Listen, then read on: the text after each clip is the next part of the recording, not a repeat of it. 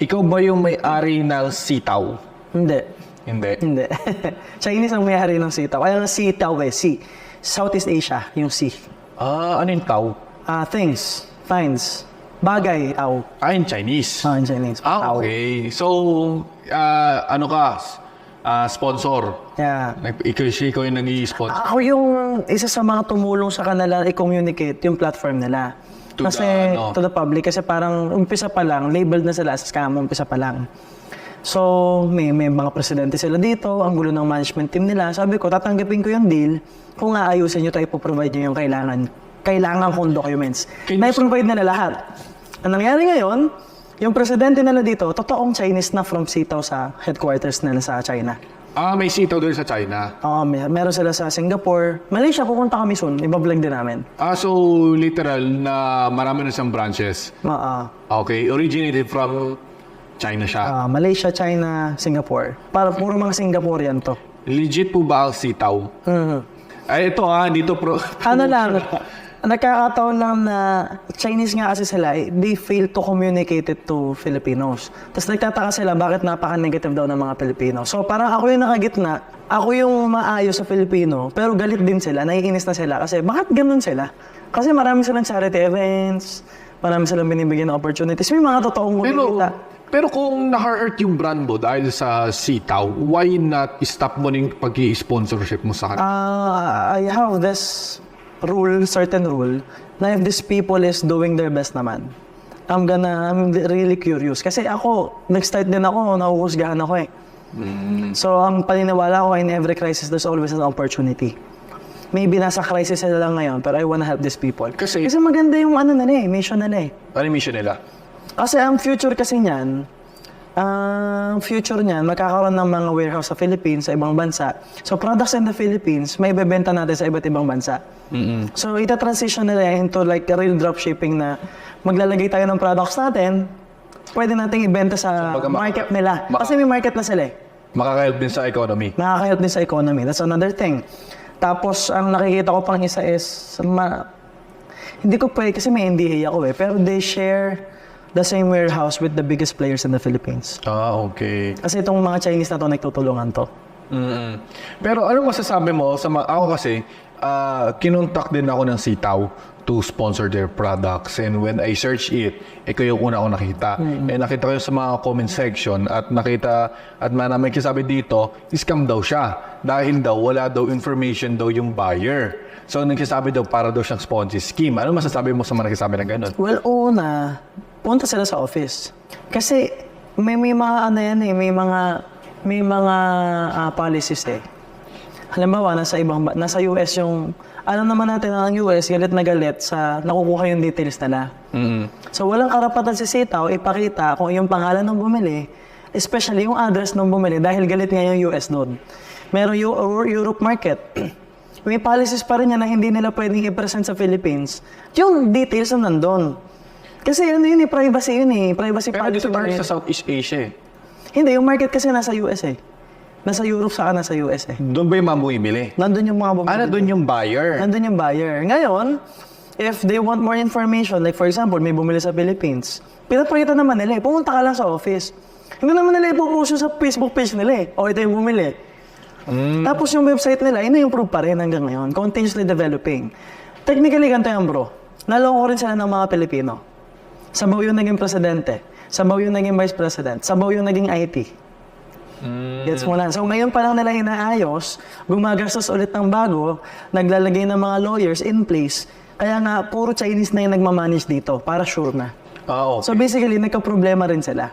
So I was there with them nung nagsisimula sila.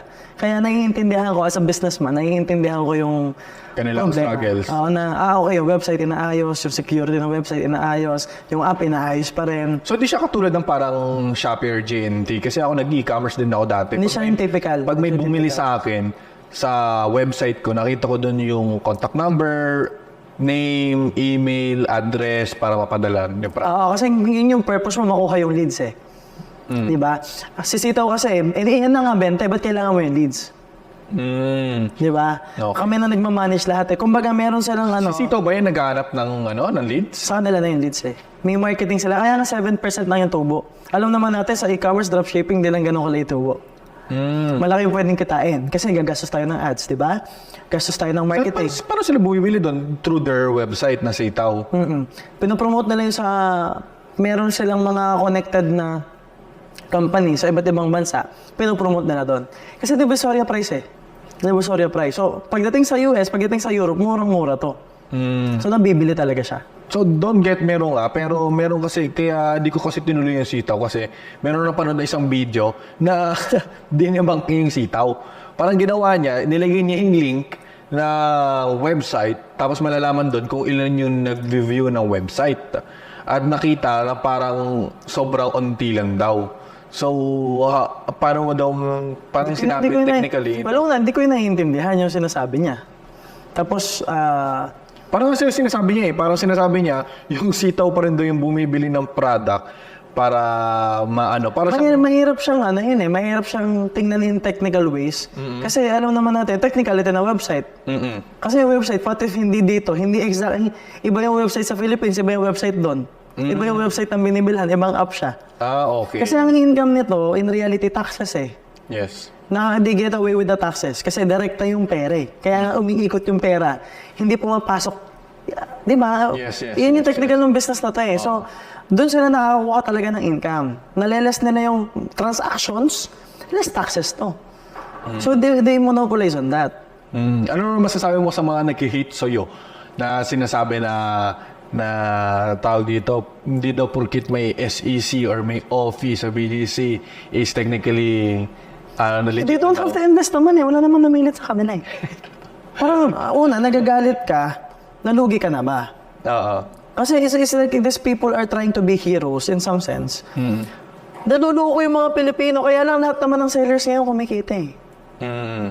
Because I have sellers na member ko rin sa Wii na millions yung investment, na yung millions yung capital, na nakaikot na yung millions nila. Na ang pinapaikot nila, tubo na lang. Technically, parang... Those people na hindi pumapatol din, lahat ng kakilala ko, na seller ko, na nasa Wii din, kumikita. So it's like these people are hating, wala naman din nabas na pera. So wala naman ako sasabihin sa kanila kasi kung ayaw mo, edi wag, wala namang namilit eh. Oo. Diba? It's like if you don't want it, they don't do it. Meron bang profit share doon sa company na yun? Wala. Talagang tinutulungan mo na lang talaga sila. Tulungan ko lang talaga. Ang galing. Baka Ano lang yun eh, yung may pina-edit niya akong bagong video sa'yo, di ba? Kasi kailangan yung referral code para ma-monitor nila kaninong influencer galing. Okay. Kasi merong silang section ng buong team na ang trabaho lang nila mag-assist ng MJ Lopez. Kasi sa ngayon, ako yung pinakamalakas magpasok. So para lang mag-assist kami, okay, ang trabaho niya lang i-assist lahat ng MJ Lopez. Ganon. Parang sinesegregate nila yon. Okay. Pero, walang income yun. Kaya meron ako isang video, wala akong pake kung gagamitin yung referral code ko. Daming influencers, yun na lang gamitin nyo. If you think I'm earning from it, gamitin nyo yung iba. Ang akin lang, wala kayong komisyon doon. Bakit pa kailangan i-track? Yun yung dinedebate ko ngayon. Kasi sabi ko, I'm receiving a lot of hate right now. So maybe, we can remove the referral code so that they understand. Kaya lang, again, ganun pa rin eh. They still have to... Yeah, kahit naman gawin mo. may monitoring. So, ang ginagawa nila ngayon, may mga lawyers kasi sila. So, yung mga nagawa ng video, lahat yung may subpoena na yun.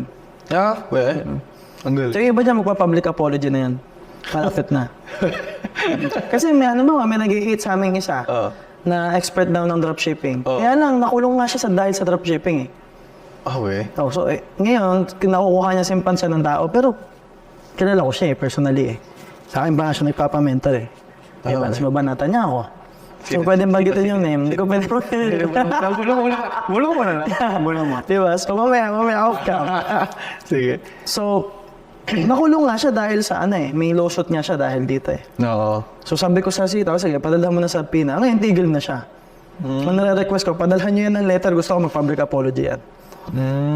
Okay, so yung iba naninira lang talaga for the sake of fame. Okay. Saka, no one's forcing naman eh. Wala namang hype na yayaman. Extra income lang naman to na maliit. Yeah. 7% is like, Yeah. baka mas malaki pa sa stocks eh. Oo. Diba? 8 to 10%. Like I'm playing in some ways right now. I have friends who are experts. Nilalagay ko pera ko doon, sila na bahala. But pa nagte-trade nun, Kumbaga, kumikita ng 10% mahigit eh. So, masasabi mong, bakit ka pa nila ini-hate, eh, yung low-risk investment lang naman yung... Yeah, exactly. Saka, hindi mag-start naman ka sa 5,000. crypto. Hindi naman to crypto eh. Namawala pera mo. Mag-start ka sa 5,000, sa 2,000. Tapos ngayon, ang daming influencers. Biglang putok yung market, nahihirapan naman silang i-handle. So, ganun na ngayon nangyayari kay Sitaw. Kaya parang, hindi pa nila nakakapa yung marketplace na Philippines. Okay, sige. Pero hopefully, ma-provide nila lahat soon.